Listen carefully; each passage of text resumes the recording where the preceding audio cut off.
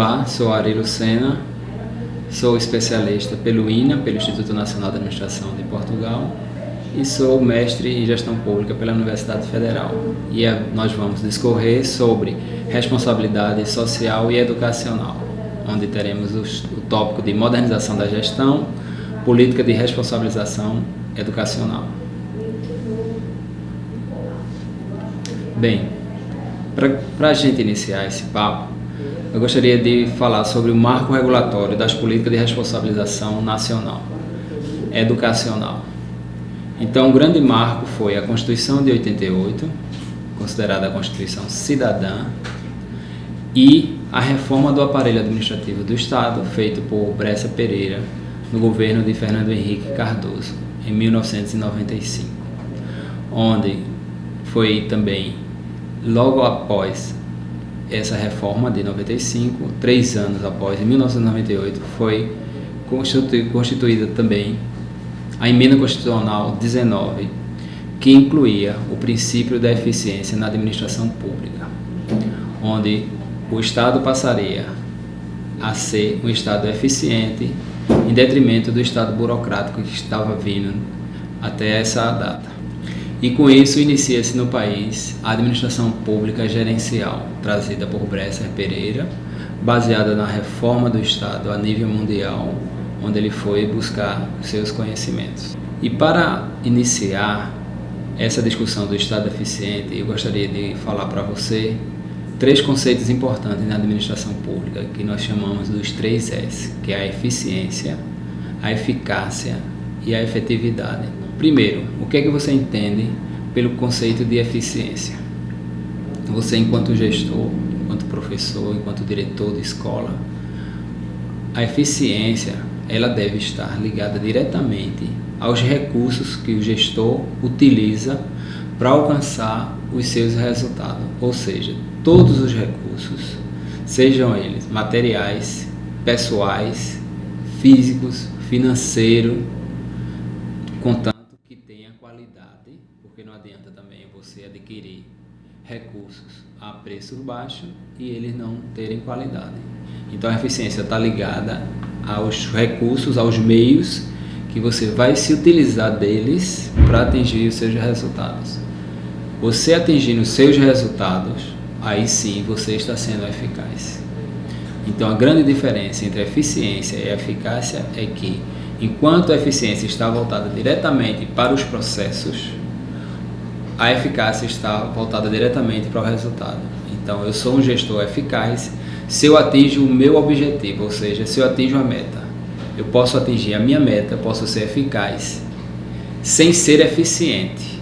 Só que o ideal seria que eu fosse eficaz sendo eficiente, utilizando bem meus recursos e atingindo as minhas metas propostas. E a efetividade, como seria? A efetividade é a eficácia, é os resultados a longo prazo. Você não consegue determinar a eficácia nos primeiros anos de uma política pública, por exemplo. Você só consegue identificar a sua efetividade depois que você passa um tempo avaliando os seus resultados. Dando como exemplo, aqui no estado de Pernambuco, especificamente na educação, agora, ou seja, depois de 10 anos de implantada o modelo de gestão, todos Pernambuco, o governo de Eduardo Campos, que iniciou-se em 2007, é que nós podemos ver o impacto que foi desta política pública a nível educacional.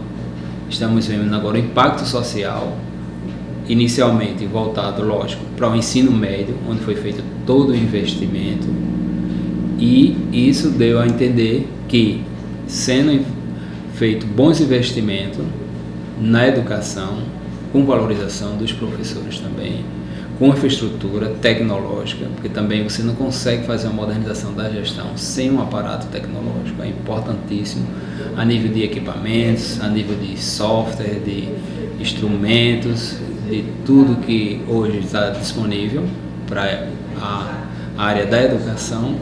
Então você consegue mensurar esse impacto e aí sim você está sendo efetivo. Esses são os 3 conceitos que nós gostaríamos de trazer para você. E como foi que essas políticas de responsabilização se consolidaram a nível de Brasil?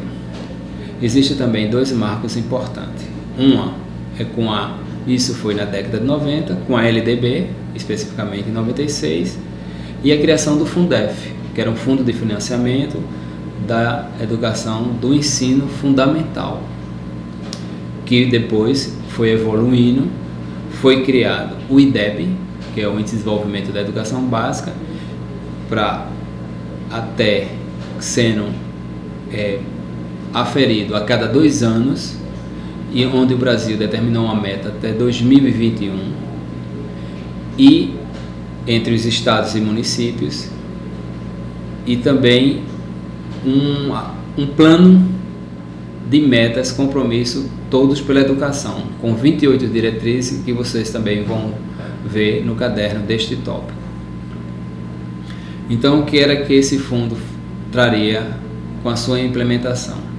Uma descentralização administrativa e financeira entre os estados federados da União, ou seja, uma forma de financiamento melhor, mais claro, dizendo qual o papel de cada esfera na educação, ou seja, no ensino superior ficaria de responsabilidade do governo federal, o ensino médio ficaria com o estado, o ensino fundamental seria compartilhado entre estado e município, e a educação infantil com o município.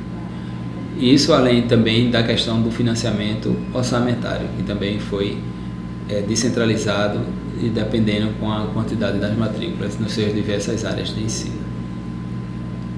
Outra questão importante a nível de Ministério de Educação e Cultura, do MEC, foi a revitalização do INEP, que é o Instituto Nacional de Estudos de Políticas Educacionais, Anísio Teixeira, que ele é o responsável pelo sistema de estatística e avaliação da educação, ou seja, é ele que trabalha com o SAEB, que é o Sistema de Avaliação da Educação Básica Nacional, o ENEM, que é a prova do Ensino Nacional Médio, o PROVão, a Prova Brasil e o Plano de Desenvolvimento Educacional. O investimento que o MEC fez a nível de Brasil foi um investimento muito substanciado, como nós podemos chamar, porque eles investiram em capacitação e também pesado nas escolas que iriam ser acompanhadas, iriam ser monitoradas através do IDEB. E com isso injetaram dinheiro no programa Dinheiro Direto na Escola. E paralelo a isso, na década de 90, também mais precisamente em 1999, foi implantado a nível nacional o Programa Nacional de Apoio à Modernização da Gestão e Planejamento dos Estados, chamado de PENAGE, onde veio muito dinheiro a nível de investimento do Banco Mundial para ser investido em educação, saúde, na área tributária, entre outros. Isso em todos os estados da Federação Brasileira. Isso foi uma luta de vários anos do CONSAD, que é o Conselho Nacional de Administração, através dos secretários de administração de todos os estados brasileiros, que se reúnem anualmente, e eles lutaram, reivindicaram e conseguiram, junto ao Banco Mundial, esse projeto do PENAGE. E com isso eles investiram também na educação. Aqui em Pernambuco foi investido muito dinheiro na compra, por exemplo, de equipamento de toda a rede escolar, na parte administrativa, de material, didático, etc, etc. Com isso, o Brasil passa a ter um indicador importantíssimo da avaliação do ensino básico, que é o IDEB. Ele passa a ser o mais importante indicador de monitoramento da qualidade da educação e atua diretamente na responsabilização das escolas em função de seu desempenho. O MEC, a partir desse momento, cria o sistema de responsabilização nacional baseado em 3 pilares: definição de metas claras para as escolas de acordo com os seus desempenhos, baseado no IDEB, um sistema de incentivo financeiro para que os profissionais de educação se sintam estimulados a produzirem mais conteúdo, mais conhecimento, a se engajarem nesse processo de melhoria da qualidade da educação e, por último, a divulgação dos resultados à sociedade de forma transparente e democrática. Com isso, nós fechamos essa questão da responsabilização educacional a nível de Brasil. Trazemos também para você, caro gestor, uma experiência também a nível internacional. Houveram algumas experiências exitosas a nível de Estados Unidos, Israel, Chile, Quênia e na Índia. Foram cada uma com as suas particularidades. Por exemplo, os Estados Unidos, cada estado tem a sua autonomia política, financeira e administrativa, então você não consegue ter um sistema único para conseguir avaliar todos os estados. Cada um trabalha o seu sistema de ensino, de aprendizagem, e eles mensuram, tem como mensurar eles individualmente, mas não comparativamente, porque eles têm essa autonomia. No Chile, que desde 1990 vem trabalhando a questão da reforma do Estado, então iniciou esse processo de modernização da gestão, e também na questão da educação, onde houve um sistema de incentivo. No Quênia e na Índia também, só que o Quênia, eles começaram só durante um ano, fizeram uma experiência e que só deu certo durante aquele período, depois não deu mais certo, não houveram mais incentivos, e com isso não houve uma continuidade nesse sistema. E ainda também foi por pouco tempo, mas houve uma continuidade, diferentemente do Quênia. E trazemos a experiência a nível de Brasil. A nível de Brasil, além do estado de Pernambuco, que nós vamos discorrer no próximo tópico, nós vamos falar agora de dois estados que tiveram experiências parecidas com aqui em Pernambuco, que foram os estados de Minas Gerais e São Paulo. No estado de Minas Gerais, sim, é bom frisar que todos esses três estados, tanto Minas, quanto Pernambuco, quanto São Paulo, eles começaram em 2008, nos respectivos governos. E é bom porque ele serve de comparação entre eles. Em Minas Gerais foi com choque de gestão. Eles foram pioneiros no país, através do CIMAD, que é um sistema de desempenho dos servidores públicos. Em Minas Gerais, eles avaliam todos os servidores públicos estaduais. E isso é pioneiro no país. Eles têm mais, na questão da educação, lá eles têm mais de 3.900 escolas, todas elas com suas superintendências, que seria equivalente aqui em Pernambuco às GRES, e com a superintendência desce até o nível das escolas. E onde eles têm um sistema de informação muito forte também, e consegue monitorar, avaliar e subsidiar informações para a tomada de decisão nesse sistema de educação lá de Minas Gerais. E em São Paulo, eles também implantaram esse modelo de gestão e criaram um indicador, que seria o IDESP, o equivalente ao IDEB a nível nacional, com a mesma metodologia, e também um sistema de avaliação que é o SARESP, que também é baseado no SAEP a nível nacional.